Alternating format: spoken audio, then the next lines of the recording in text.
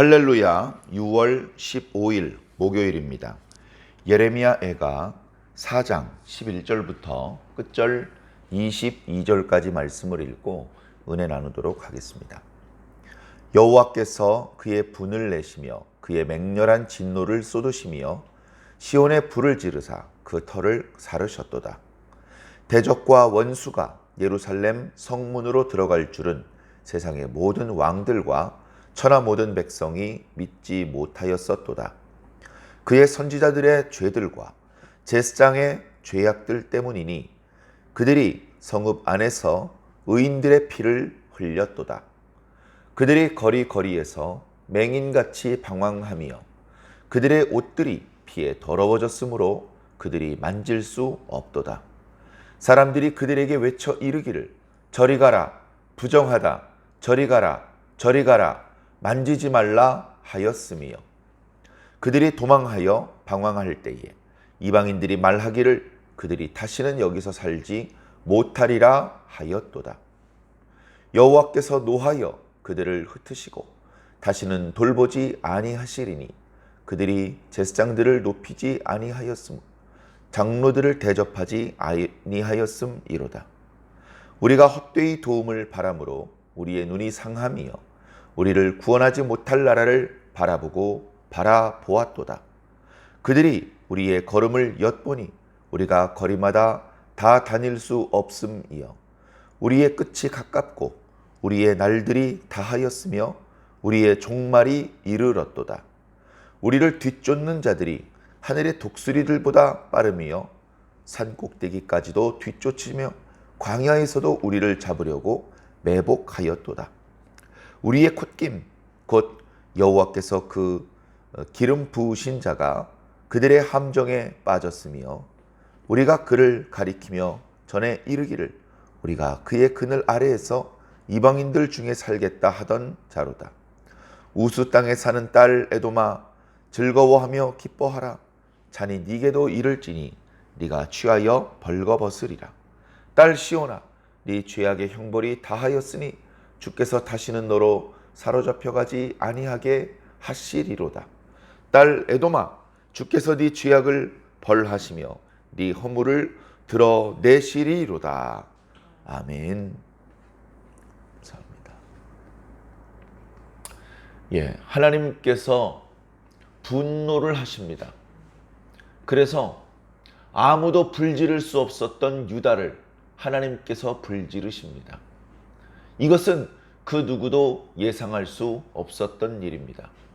아무리 강력한 군대가 예루살렘을 에워싸더라도 끝내 함락시키지 못했었습니다. 우리는 히스기야 때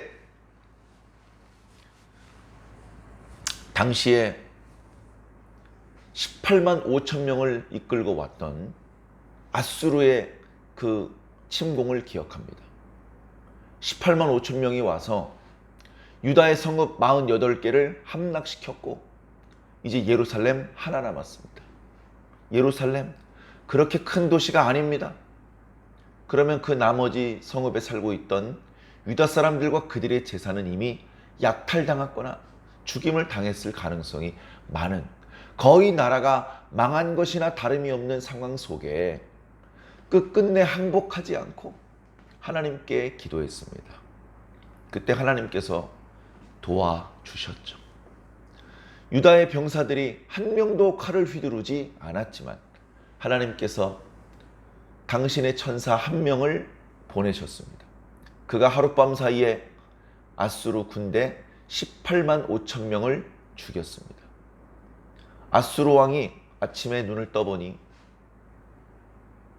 자신이 자랑하던 대군 18만 5천 명이 시체로 변해 있었습니다. 아이쿠야 이게 어떻게 된 일이냐. 급히 본국으로 도망쳤는데 본국에서 죽임을 당하고 말았죠.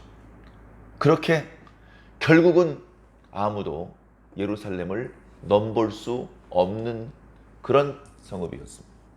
그 주변 민족들이 유다를 무시했었는데 유다를 갑자기 두려워하기 시작을 했습니다. 야, 아수르도 물리쳤어. 유다는 아수르도 물리쳤어. 유다 형님, 우리 이제 앞으로 형님 밑에 들어가서 동생 노릇 하겠습니다. 그래 앞으로 그 유다와 그 주변 땅을 넘보는 강대국이 침범해 올 때 유다를 중심으로 저항 전선을 펼쳤죠. 아수르가 멸망하고 바벨론이 흥왕하면서 바벨론이 이제 팔레스타인 땅을 침공해 들어왔습니다. 비가 많이 와서 상류에서 물이 많이 흘러내려와서 강이 범람하는 것처럼 바벨론 땅이 점점 넓어지고 있었습니다. 그 바벨론의 세력이 이제 유다 앞에까지 몰려왔는데 그 주변 민족들이 유다 형님 지난번처럼 막아주십시오. 그렇게 유다를 중심으로 반바벨론 전선이 형성되었습니다. 그러나 이번 전투는 그렇게 해서 이길 수 있는 전투가 아닙니다. 히스기야처럼 눈물로 하나님 앞에 기도할 줄 아는 의인이 이제는 거의 씨가 마른 상황이었고 지금은 유다가 멸망하는 것이 하나님의 뜻이기 때문에 그 누구도 예루살렘의 멸망을 막을 수 없었습니다. 그러나 그런 하나님의 깊으신 뜻을 헤아리지 못하는 대부분의 사람들은 유다가 멸망할 것을 예상하지 못했을 것입니다. 그러나 결국 유다가 망했습니다. 예루살렘이 함락됐고 거기에 있는 아름다운 가옥들이 다 무너졌으며 성전도 파괴되고 불타버렸습니다. 그렇게 불탄 것은 운이 나빴던 것이 아니고 바벨론이 너무나 강력했기 때문이 아니라 그것이 아니라 하나님께서 직접 유다에 불을 놓으셨기 때문입니다. 기록에 의하면 이때 느부갓네살이 몰고 왔던 병사보다 옛날에 사네립이 몰고 왔던 아수르의 군대가 숫자가 훨씬 많았다고 합니다. 바벨론의 군대보다 아수르의 군대가 더 용맹했고 잔인했던 군대라고 합니다. 그런 군대를 물리쳤던 예루살렘이 어찌 바벨론의 군대 앞에 멸망을 당하고 말았을까요? 그것은 인간적인 하나님을 계산해서 빼고는 답을 찾을 수가 없는 문제입니다. 하나님께서 직접 당신의 백성 유다에게 멸망을 선고하시고 직접 예루살렘에 불을 놓으실 것이라고는 아무도 예상할 수 없었지만 사실은 어떻습니까? 유다가 하나님을 배반하는 것이야말로 아무도 예상할 수 없었던 일입니다. 도대체 하나님이 뭘 잘못했습니까? 하나님이 무슨 잘못을 했길래 유다 사람들은 하나님을 버린 것일까요? 도대체 그 이방신들은 유다를 위해서 뭘 해줬길래 유다 사람들은 이방신들 앞에 굽신거리며 그들의 도움을 요청했던 것일까요? 아무리 생각해도 이해할 수 없는 그런 모습입니다. 그런 이해할 수 없는 모습이 어쩌면 오늘 우리 그리스도인들의 모습 속에서도 나타나지 않는 무척 두렵고 스스로 돌아보지 않을 수 없는 그런 말씀입니다. 예수님이 우리에게 뭘 잘못했습니까? 왜 우리가 예수님을 버리는 거죠? 왜 우리는 돈을 의지하고 기술을 의지하고 지식을 의지하고 인맥을 의지하고 세상적인 방법을 의지하는 것일까요? 그것들이 우리들에게 도대체 뭘 해줬길래? 이렇게 말씀드리면 우리가 언제 예수님을 버렸습니까? 라고 할지 모릅니다. 맞아요. 유다 사람들도 마지막까지 하나님을 완전히 버린 건 아닙니다. 그런데 어떻습니까? 양다리를 걸쳤죠. 하나님께 제사도 드렸어요. 마지막까지. 그런데 동시에 우상 숭배를 겸하여 했던 것이죠. 우리도 예수님을 믿어요. 하나님 부르고 예수님 이름으로 기도합니다. 그러면서 동시에 돈을 믿습니다. 인맥을 믿고 세상의 지식을 믿습니다. 이게 바로 양다리고 이게 바로 간음이고 이게 바로 하나님을 버린 것이라는 것을 우리가 알아야 되는 것입니다. 물론 돈 벌어야 됩니다. 물론 공부해야 됩니다. 그러나 마음속으로는 오직 하나님만 믿어야 된다는 것이죠. 그게 진짜 신앙입니다. 우리들의 신앙이 건강한 상태인지 날마다 점검해 보시기를 바랍니다. 왜냐하면 이거 잘못해서 과거의 유다는 멸망했거든요. 우리도 그렇게 멸망하면 안 되기 때문에 우리는 우리 자신의 모습을 수시로 점검해서 조금이라도 온전하지 못한 모습, 하나님께서 기뻐하지 않으시는 모습이 있다면 바로 잡아야 됩니다. 자, 유다가 멸망했는데 하나님께서 직접 유다에 불을 놓으셨는데 왜 그랬는지 13절에 설명되고 있죠. 이는 그의 선지자들의 죄들과 제사장들의 죄악들 때문이다. 백성들 중에서 그 믿음 없는 말썽꾸러기 한 명이 흙탕물을 일으켜서 이게 아니고 이스라엘의 영적인 지도자였던 정치적인 지도자에게 책임을 돌리지 않습니다. 물론 그들도 잘한 건 없어요. 엘리야김 뭘 잘했습니까? 시드기야가 뭘 잘했습니까? 자, 그런데 정말 더 무거운 잘못을 저지른 것은 유다의 영적인 지도자들, 선지자들과 제사장들이라는 것입니다. 여기서도 죄와 또는 죄악들이라고 표현하고 있는데 원문을 보면 윤리적인 죄를 지은 그런 의미의 죄가 종교적인 죄를 의미하는 그런 단어들이 함께 사용되고 있습니다. 그러니까 죄가 여러 종류의 죄가 있잖아요. 수도 없이 많은 다양한 종류의 죄를 다 저질렀다는 겁니다. 유다 백성들도 저질렀고 그들의 지도자 역할을 하면서 백성들에게 그런 죄를 저지르지 말고 하나님께 돌아가자라고 말을 했어야 했던 선지자들과 제사장들도 백성들과 다르지 않았다. 아니, 더 지독한 죄인들이었다라고 말하고 있는 것이죠. 그들은 사실은 백성들을 영적으로 일깨워야 했습니다. 백성들로 하여금 회개하도록 그렇게 지도했어야 했고 모범을 보였어야 했습니다. 근데 자신이 회개하지 않습니다. 백성들이 회개할 수 있는 기회도 뺏어가 버립니다. 왜냐하면 이놈들은 거짓 선지자들이기 때문에 그렇습니다. 여러분 걱정하지 마십시오. 회개할 필요 없어요. 저 이방인들 우리 예루살렘 못 이깁니다. 이번에도 하나님께서 도와주신다고 말씀하셨습니다. 그랬더니 그 죄인들이 갑자기 아멘 합니다. 아멘. 그러면서 회개 안 하는 거예요. 끝끝내 회개 안 했습니다. 그러다가 멸망당하는 거예요. 제사장들도 마찬가지죠. 백성들을 위해서 율법을 가르치고 백성들이 제물을 가지고 오면 그 백성들을 위해서 기도하면서 그들의 죄를 용서해 달라고 하나님께 간구하고 그들의 죄가 용서받았다는 것을 선포해야 되는 아주 중요한 사명임에도 불구하고 뒤에서는 온갖 비리의 온상을 만들고 있었던 것입니다. 자, 그들이 저지른 치명적인 죄들 중에는 길거리에서 의인들의 피를 흘리게 했던 것입니다. 의인들의 피를 흘리게 했어요. 잘못한 사람을 처벌하는 것은 그건 뭐 그럴 수 있다고 칩시다. 그런데 잘못이 없는 사람에게 잘못을 뒤집어 씌워서 공개적으로 처형했어요. 하나님께서 무척 싫어하시는 일입니다. 여기 이렇게 피를 흘려 죽었던 의인은 다름 아닌 참 선지자입니다. 이스라엘 백성들을 향하여 유다와 예루살렘의 멸망을 경고하며 지금이라도 회개하지 않으면 하나님의 진노를 피할 수 없을 것이라고 통렬하게 외쳤던 그 선지자들을 죽여버렸습니다.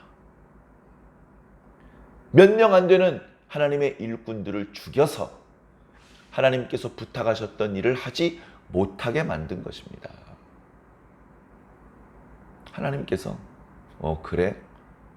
내가 이번에 진노는 절대 참지 않고 쏟아버리겠다. 결심을 하시는 것이죠. 그리고서 하나님께서 유다에 불을 놓으셨는데 누가 그 불을 끌 수 있습니까? 자, 그러다 보니 재앙이 쏟아졌을 때 백성들이 더 이상 그 거짓 선지자들과 비리를 저질렀던 제사장들을 신뢰하지 않습니다. 그들은 길거리에서 맹인처럼 방황하게 됩니다. 그들의 옷은 피로 얼룩져 있어요. 의인들의 피죠. 더러워져 있고 부정해져 있습니다. 백성들이 그들의 의복을 만질 수도 없는 지경이 되었습니다. 사람들이 말합니다. 15절에 저리 가라, 부정하다. 저리 가라, 저리 가라, 만지지 말라. 자, 이런 말을 언제 했느냐 하면 마을로 들어와서는 안 되는 문둥병자가 들어올 때, 그때 이렇게 소리쳤습니다. 들어오지 마라! 말 안 듣고 들어오면 돌을 던지도록 되어 있었습니다. 무조건 돌을 던지는 건 아니고요. 여봐라! 거기 당신 지금 마을로 들어오면 안 되는 사람인데 마을로 들어왔어. 당신이 더 안쪽으로 들어오면 마을이 온통 부정해질 수 있어. 미안하지만 길을 잘못 찾은 것 같으니 반대 방향으로 나가시오. 저리 가라! 저리 가라! 작대기로 그 사람을 밀쳐내고 작대기를 불살랐습니다. 그래도 말을 듣지 않으면 돌멩이를 던졌습니다. 돌멩이를 얻어맞고도 안 나가면 맞아 죽을 때까지 던졌습니다. 그게 이스라엘과 유다의 문화였습니다. 그런데 지금 문둥병자가 아니고 하나님 앞에 죄를 저질러서 하나님의 진노를 자초했던 선지자들과 제사장들을 향해서 마치 문둥병자를 대하듯 말하는 겁니다. 저리 가, 저리 가, 이 더러운 것들아. 전에는 굽신굽신하고요. 거짓 예언을 했던 선지자 앞에 굽신굽신했었던 사람들이 이제서 깨달은 겁니다. 저놈들 다 거짓말장이었네. 유다가 멸망하지 않는다고? 성전 부서졌잖아, 이 자식들아. 그렇게 말하면서 부정한 문둥병자 취급을 하는 것이죠. 그러면서 결국은 그들은 이방인들에게 쫓기는 신세가 되었습니다. 야, 아수르가 단 지방에까지 왔대. 야, 아수르가 수블론 땅까지 왔대. 야, 아수르가 에브라임 땅까지 왔대. 야, 큰일 났다. 코앞에 왔다. 어떡하냐. 야, 아수르가 베냐민 땅 넘어왔대. 이제 유다 땅으로 들어왔대. 큰일 났네. 야, 아수르 그 바벨론 군대가 예루살렘 안에 들어왔대. 도망갈 데도 없어. 야, 그래도 도망가야지 해가지고 급하게 성벽을 넘어서 광야로 도망갑니다. 근데 추격하는 군대가요, 하늘의 독수리보다 빨라요. 겨우겨우 피한 사람들이 광야로 들어갔습니다. 거기 추격해오지 않아도 굶어 죽는 곳이에요. 근데 광야에도 바벨론 군대가 매복하고 있었어요. 한 명도 제대로 도망가지 못하고 다 잡히는 겁니다. 잡히면 어떻게 될까요? 아주 모욕을 당하다가 비참하게 죽임을 당하는 것이죠. 그런 모습을 에돔 사람들이 도와줍니다. 그래, 오늘 말씀 뒷부분에는 바벨론을 도와서 유다를 멸망시킨 에돔 사람들을 향한 저주가 담겨 있어요. 야, 이제 우리 유다를 향한 멸망은 끝나가. 이제 에돔 니들 차례야. 하나님께서 반드시 너희들을 벌하시고 너희들의 허물을 들춰내실 거야. 이렇게 이야기하는 것으로 오늘의 말씀이 마무리가 되는데요. 자, 사랑하는 성도 여러분, 다 잘못했어요. 난 잘못 없어. 그렇게 말할 수 있는 사람은 없어요. 지금 예레미야도 나도 나의 죄가 있다고 고백을 하는 판입니다. 자, 그러나 결정적으로 유다가 멸망하는 데에는 선지자들과 제사장들의 죄악이 주요한 역할을 했다는 것입니다. 하나님의 거대한 진노가 오는 데에는 누구나 잘못했죠. 다 잘못 안 한 사람이 어디 있습니까? 그런데 특별히 그 백성들을 위해서 기도했어야 했고, 그들의 죄를 씻어주는 그런 일을 해야 했고, 그들을 일깨워서 회개하도록 하고 하나님께 시선을 돌리게 하고 다시 오실 예수님을 준비하게 했어야 했던 그런 영적인 지도자들이 깨어있지 못하고 거짓 선지자들의 역할을 하며 백성들보다도 더 지독한 죄인의 삶을 살았기 때문이라는 것을 우리는 이 말씀을 통해서 깨달아야 됩니다.